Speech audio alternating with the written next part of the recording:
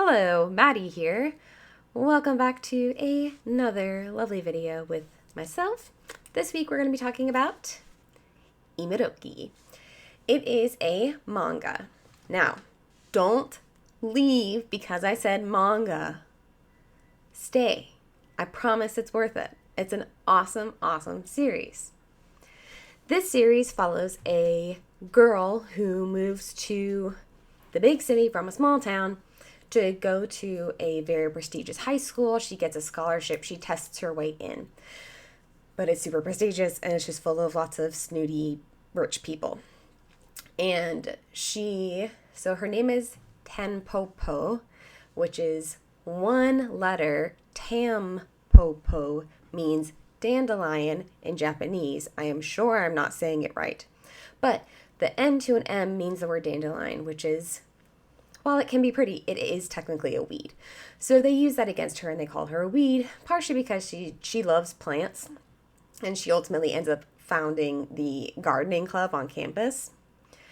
So she's referred to as a weed. It's not just that it's unwanted, but it's taking the place of something good. Because, you go through your garden and you take out the weeds and you replace it with rose bushes or vegetables or, whatever, or even just grass. Weeds are not only worthless, but they're unwanted. They take up space that we think is deserving something else. That is not to say I think she is a weed. I don't think she's a weed. She's awesome. She is just eternally optimistic, and it's impossible to get her down. Well, not impossible, but almost impossible to get her down. And she takes that optimism, and not only does she not let others bring her down, she latches onto people who need someone. She finds the people, she attracts the people that are kind of on the outer edges of the social circles, the kind of accepted, not quite accepted people, because, maybe they come from good families, but they're kind of weird. She takes those people, and what I absolutely love about her as a character and the story as a whole is that she takes who they are as people, sees the things that make them who they are, how those things can be put in a bad light, how they can come off across as negative, and she helps them hone those characteristics, those quirks into something positive and something that can add to their day, their life, their friends' days, their life. She takes these things that were maybe seen as negative and turns them to a positive, so they're still very much the same person, but they've learned to refine themselves and their quirks. And that's something I really love about her. Now, I want to spend more of this video talking about the main couple, because I honestly don't talk about them very much in my blog. I talk a lot more about Tanpopo and her friends, and I go off on kind of a little bit of a tangent about books. Shocker. I want to talk about the main couple. So, the girl's name is Tanpopo, and the boy's name is Koki. And when I was writing, I realized this might be the thing that kickstarted my obsession with Asian dramas. Kid you not. I read this when I was in junior high, 2006, 2007 is when I read this series. I was immediately obsessed. I got it for Christmas the next year, and I've loved it and read it many times ever since. Now, like I said, Tanpopo comes from a small town. She got the opportunity to go to a prestigious school in the big city, so she's moved. I think it's Tokyo, but I don't want to be held liable for saying she's in Tokyo because I'm not quite sure, but I'm pretty sure. Tokyo, I think, is the city that they're in. Now, Koki comes from the, top tier, highest, most prestigious, whatever family. He's, the most popular. He's also the most handsome. He's, mysterious, aloof, quiet.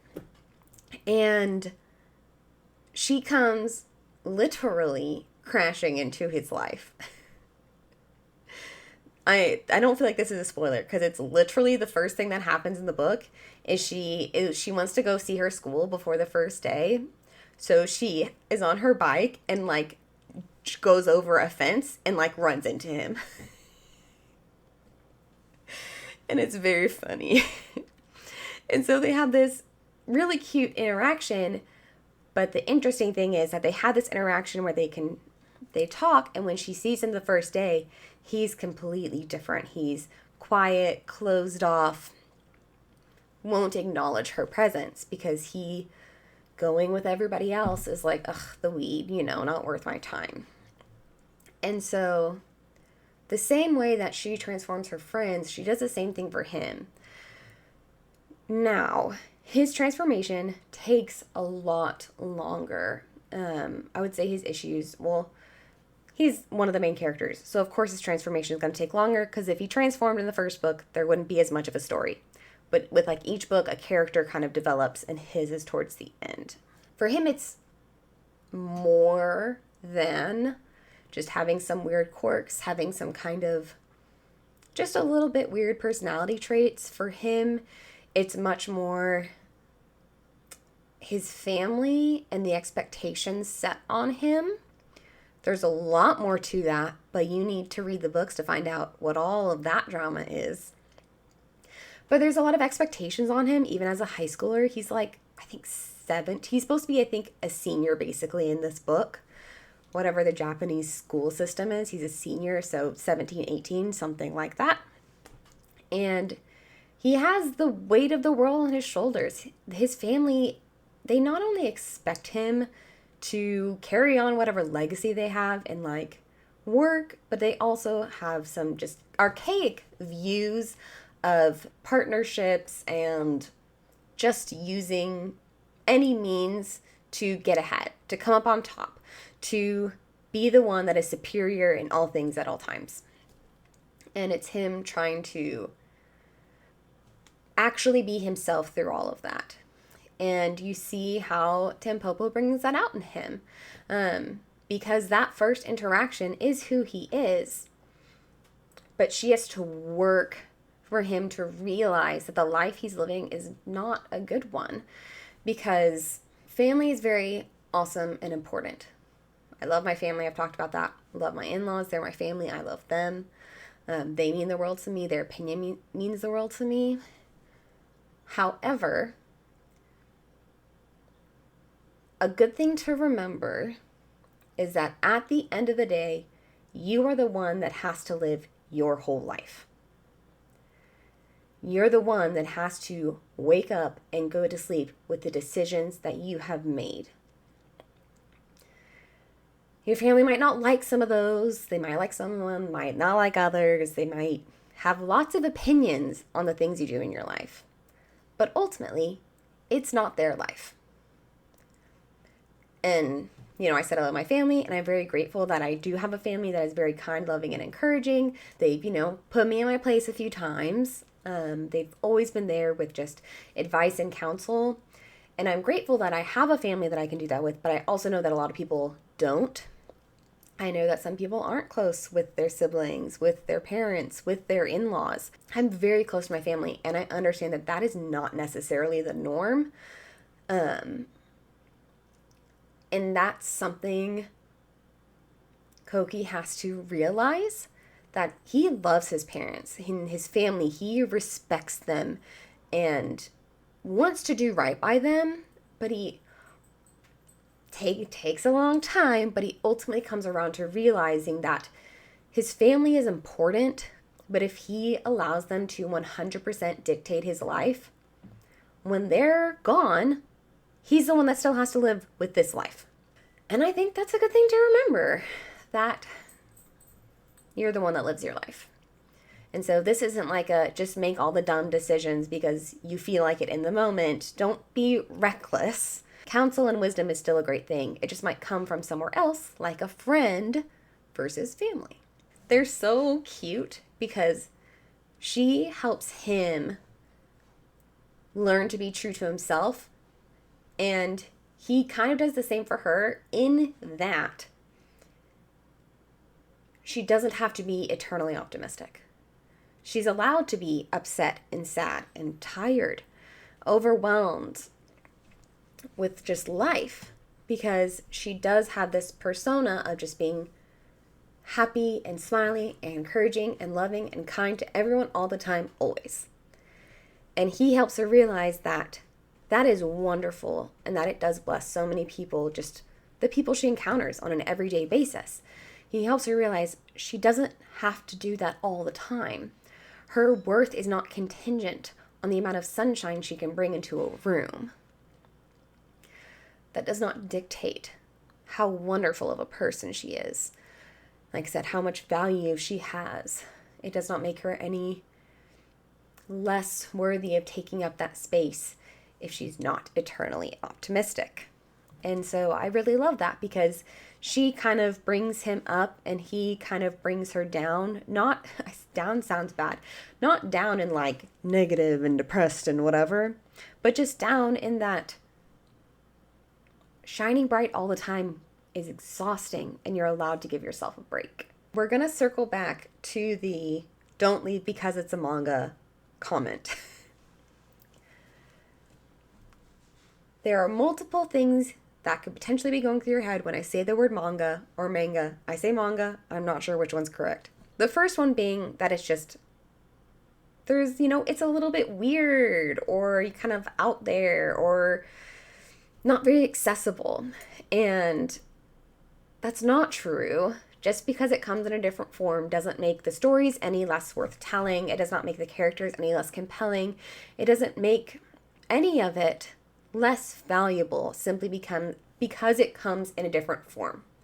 And I want you to remember that, because that can be translated into a lot of things. But with books specifically, you can ingest books in so many ways, because you can read physical books, you can read ebooks, you can listen to audiobooks, you can read manga and comics, or you can read nonfiction, fiction. None of them have less value than others, they're just different, and that's what's so wonderful about it. If the idea of it being manga is off-putting to you, I challenge you to think why, because you realize all the biases you have in your life simply because we live in a world where it is impossible to not have biases. And so things like anime and manga and that entire genre of entertainment has this really weird connotation that it's either like really nerdy and crazy or like crazy over-sexualized. And there's so much in between those two things that is so enjoyable. And it's just like, okay, I understand that there's these stereotypes, and not that those things don't exist in these genres. They're not the only thing that exists. There are lots of awesome things that hold the same name, have the same label, but don't fall into those categories. So, if that's the reason manga doesn't interest you, I challenge you to think why. But I also would encourage you, if you've gotten to my channel and you've seen my videos, read my blogs, this is a Maddie approved book series. 100%. Like I said, I've read it many times in the last, oh my gosh, almost 20 years.